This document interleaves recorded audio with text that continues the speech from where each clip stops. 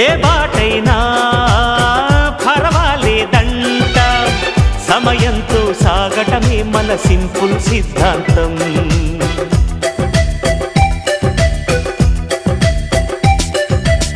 చిరుగాలికి పరిమళమిచ్చే సిరిమల్లెల వనమై ఉందాం, గగనాన్ని నేలను కలిపే హరివిల్లుల బంతెన అవుదాం.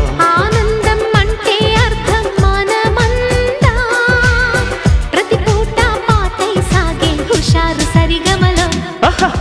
ఎన్నో ఎన్నో రాగాలుండే సంగీతం కాదా, చల్లకి నవ్వుల కేరింత.